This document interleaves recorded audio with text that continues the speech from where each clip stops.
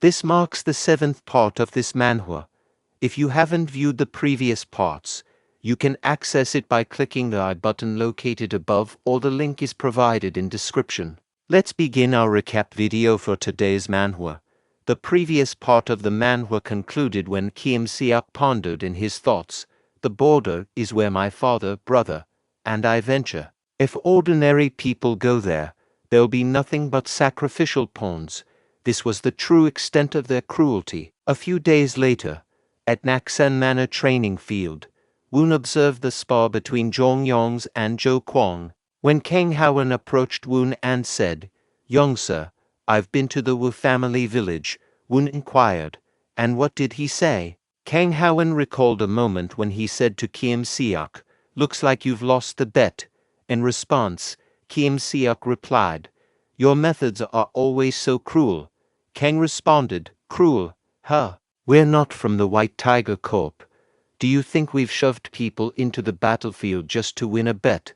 The person I serve happened to know of the White Tiger Corp plan." Kim Seok became nervous and thought to himself, "By the person he serves mean that boy." Kang made an offer to Kim Seok by stating, "If you make weapons for us, we'll handle the Wu family village's conscription issue." Kim Seok asked, "Is that actually possible?" Kang assured, "I'll promise you." Kim Seok pondered, "I've changed my name and moved where I lived, but I can't live a new life. Is that it?"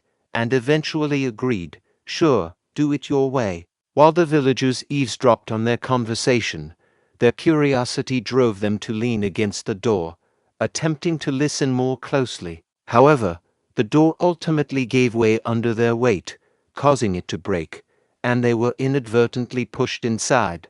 Seeing this, Kang asked, "What's this?" But the old people paid no attention to Kang's words and thanked Kim Seok, saying, "My son lives thanks to you," and hugged him. Meanwhile, back in the present, Kang stated, "I've informed him that we'll notify him of the required weapons soon." Woon responded, "That's great," and inquired, "What did the White Tiger Corp say?" Kang replied, "As Youngsa said, the White Tiger commander strangely accepted the offer gladly." Jo Jajin commented, "1 liang of silver for 1 soldier. Do as you wish. If that's what the 7th Sir wishes, I'll consider the Wu village conscription as null and void." Woon thought to himself, he must have been afraid of Chil Lang's story getting amplified if he faced us. Kang added, "Oh, and I've heard the news on my way back. Apparently, the 4th son was successful at escaping Sichuan. The eldest son rescued him along with the Dark Killer Corp. Is the news." Woon reflected, "Dark Killer Corp. The ones who came after me on the last day of my previous life were the Dark Killer Corp." Woon remarked, "Isn't the Dark Killer Corp a corp under the cult leader's direct command? It seems like father helped Big Brother a lot." Kang acknowledged, "We can't exactly say that the eldest son's accomplishment wasn't small either." Woon thought to himself, "Looks like he's worried as 2 of my brothers are getting ahead. If it's as my previous life, there's still time until the successor is set. Even if the future changes, that point shouldn't change much." Woon advised Kang while looking at the sparring, "Director Kang, don't be too hasty. Just ensure the internal stability of the Western quarters as you've done so far. The Daming Palace should be quiet for a while as well." Kang replied, "I will remember that." The seasons passed, and it became fall again. Gyeong-un reported to Woon about a deal with the Violet Light Group, and they received a message from the Western quarters about the family meeting. Woon asked, "What is it?"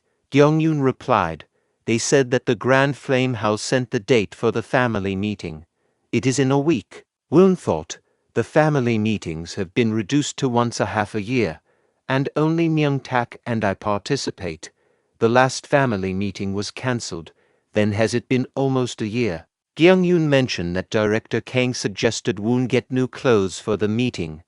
Woon agreed and noted, "Got it, that meticulous old man." A week later, at the Grand Flame House, Kang said, the Seok clan wouldn't have sent the Flying Fall Sword for no reason ahead of the family meeting today. Woon replied, "I know." He recalled a memory when he met the flying foul sword and said, "It's been a year, flying foul sword. What is it, in this dead of night?" The flying foul sword cautioned him, "As our elder has said, he told you to be careful of the family meeting this time, especially. You will need to observe the sixth son's words and actions carefully. You cannot follow the sixth son's decision." Woon interrupted the talk and said angrily, "Flying foul sword, looks like you've completely mistaken something. Go and tell this to the elder, that I am not a puppet of the Gwaejo clan."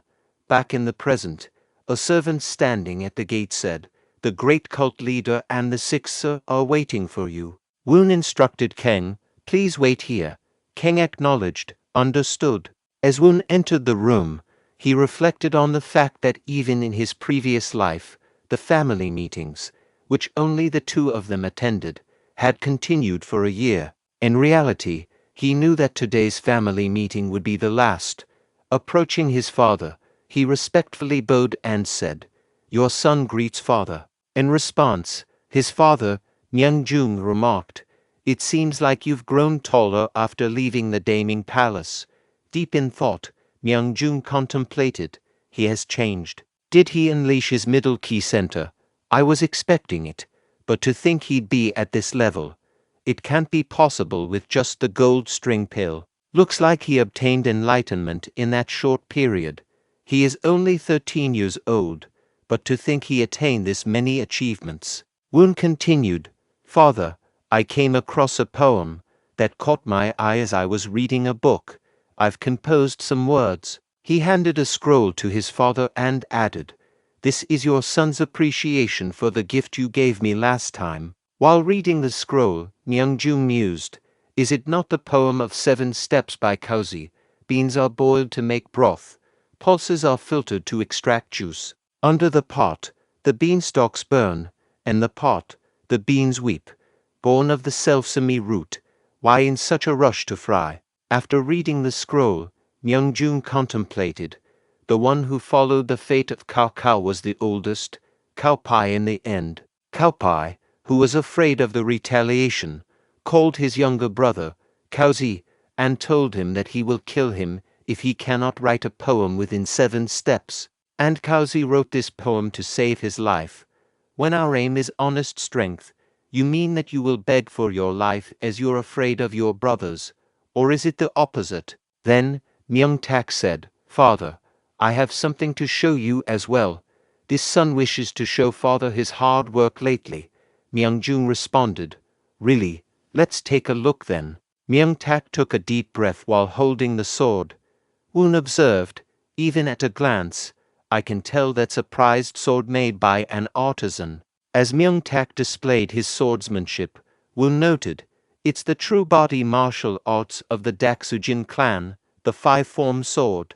Of course, his maternal family, the Daksujin clan, must have taught him the sword.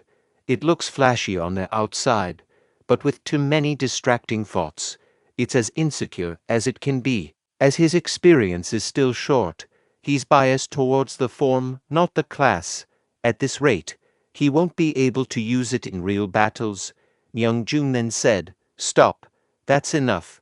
Well done. You'll have to not be lazy with your training in the future as well." After catching his breath from the sword display, Mang Tac made a request, "Father, I would like to make an accomplishment at Mount Bayway just like my brothers." Both Myeong-jung and Woon were taken aback by his request. Woon pondered.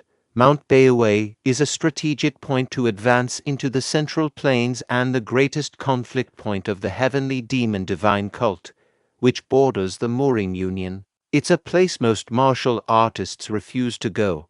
Does Mang Tac know this to say that? Myeong-jung replied, "Tac, getting hasty sculpts mistakes. Let's talk about this again our next year." Mang Tac persisted, "What if I learn from second brother?" This surprised both Myeong-jung and Woon. Mang Tac continued, "I will go under second brother. I would like to become a son who makes accomplishments just like second brother." A moment later, Mang Tac said, "Then I'll see you again." As Woon lowered his head, he said, "Be safe." Kang was shocked by this and inquired, Were you this friendly to sixth son? Woon replied. Well, that's not it. A moment ago, Myeong Tac had confided. Woon, I'm sorry for all this time. I was too playful all this time. Neither you nor I are those who can live as we wish from the beginning, are we? You might not know, but I'm unable not to follow my mother and my uncle's words. Meanwhile, Woon reflected. In the end, the Daksujin clan folded their expectations and abandoned Myeong Tac. Woon asked, but how come second brother? Myeong Tac explained, my uncle told me that the future of the divine cult is in second brother's hands. It's been an old dream of mine to make it an accomplishment by entering the battlefield too. I didn't think father would accept it at once like this. Woon, please be safe. In response, Woon said, okay, be safe as well, Hyungnim. Returning to the present, Woon pondered. In my previous life, Myeong Tac was thrown around here and there, and faced a pitiful death. Perhaps he lived an even more unhappy life than I have. He then instructed Kang, Director Kang, send a message to the Guizhou Siak clan right now, expressing my desire to meet them as soon as possible. Kang replied, as you wish.